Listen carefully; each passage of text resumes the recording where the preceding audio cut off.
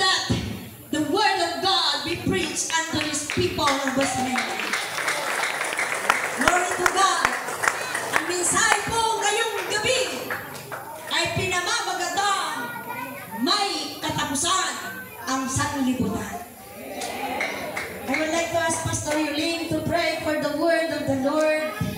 Praise God, Pastor. Praise God. Ako'y labis na natutuwa dahil yung unang barangay na napuntaan namin dyan sa may Bukalan. Tama ba? Bukalan. Bukalan. Sensya na po kayo, hindi pa ako kasi taga dito. But I'm here to preach with you tonight. Ang mga taga-Bukalan, first time nilang narinig ang ebanghelyo ng Panginoon. Alam niyo kailan nung tumanggap na nagpabautismo sa tubig? 7 kaluluwa. 7, Pastor. And this is the first time to hear the word of God. Yung sumunod na barangay ay doon naman sa Kanduyukan nung nakaraang pong linggo. At 11 ang tumanggap ng salita ng Diyos. At kayo ang panguli, mga taga-Osmeña. Naniniwala ako na kahit po maraming beses na may mga nangaral na sa inyo ng ebanghelyo ng Diyos, palagay ko naman ay hindi kayo mga bingi. At palagay ko naman hindi matitigas ang inyong puso. Dahil na yung gabi, ang inyong kaluluwa ay gustong iligtas ng Diyos. Hallelujah! Alam natin na ang huling araw ay nandidiyan niya. Nakikita na ninyo. Kaya ang sabi ng Biblia na ang banal na kasulatan o ang Biblia ay mababasa ang tungkol sa katapusan ng sanlibutan. Ang Biblia ay mayroong part ng pag-ibig ng Diyos. Kaya matamis ang salita ng Diyos. Mayroong part naman mapatid, parang pelikula yan. Diba? May comedy. Pero ngayon, sasabihin mo, Pastora, para ba akong nanunood ng horror? Nakakatakot yata yung sasabihin mo, Pastora. Evangelist. Kung makikinig kayo ngayong gabi, mabibigyan nyo ng halaga ang kaluluwa ninyo sa harap ng Diyos. Dahil ang hinahanap ng Diyos ngayong gabi ay yung puso na ang kanyang puso'y naghahanap talaga sa Panginoon. Ang mga nangyayari sa ating paligid ngayong gabi ay ipapaalam ko sa inyo kung ipapahiram ninyo ang isip, puso nyo at tainga ninyo.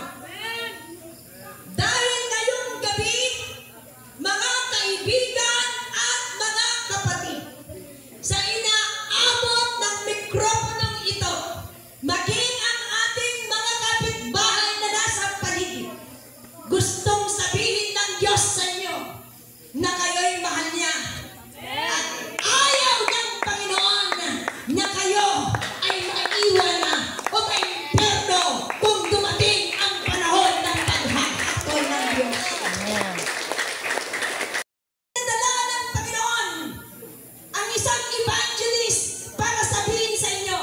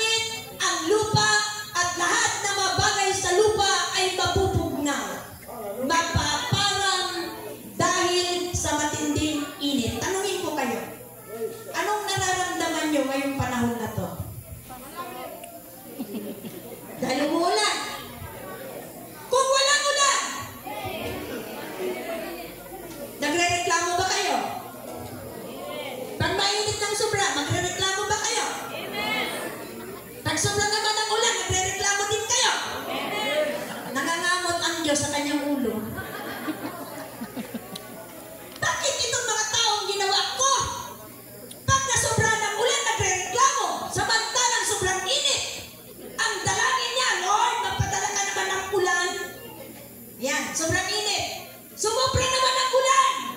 Ang lagi mo na reklamo sa Diyos, Lord, magpadala ka naman ng araw. Sumikat na nawa, Panginoon. Ayan. Pero alam niyo kung bakit? Na ito ang mga dahilan na inyong malalaman na dumating ang mga niyang tagbagyo.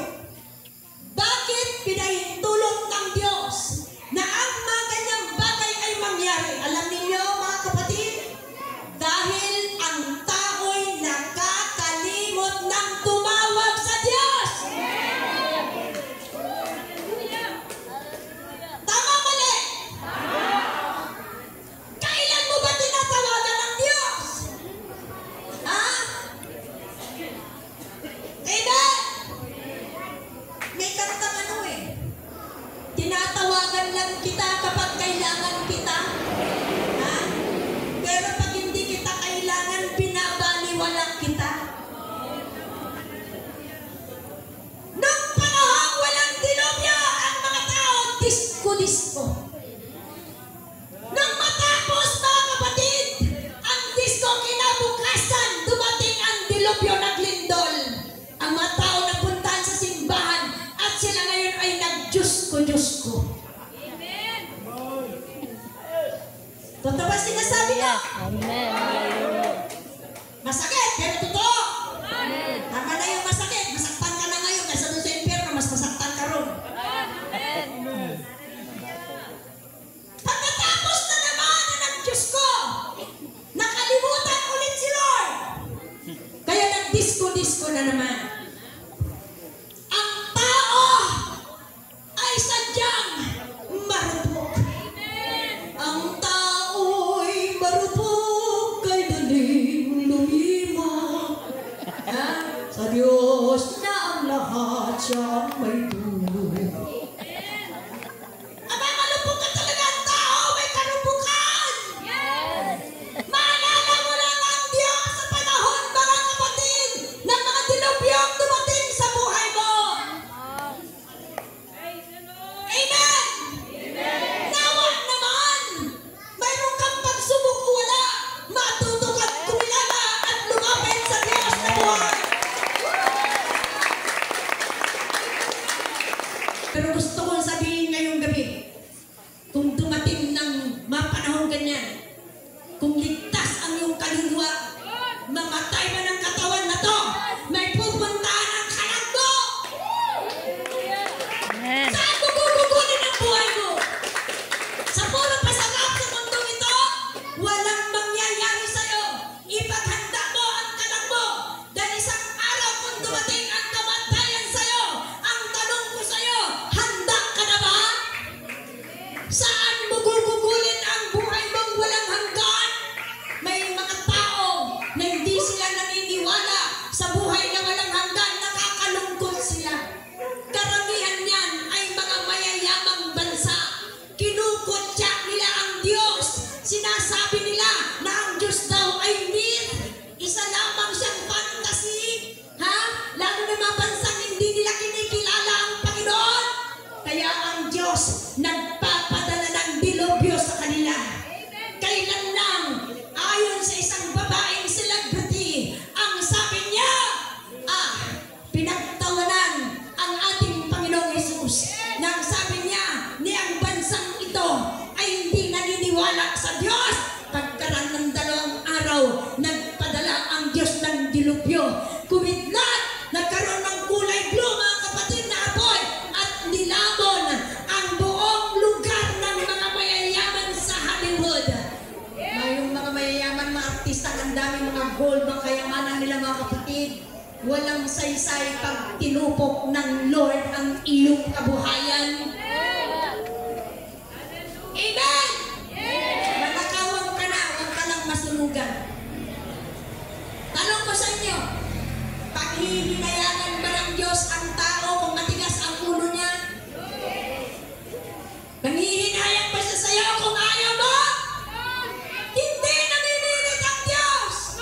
Ang sabi ng Biblia, hinahanap ng Diyos yung lumalapit sa Kanya. Dahil ang sabi ng Panginoon, kung lalapit kayo sa akin, lalapit din ako sa inyo.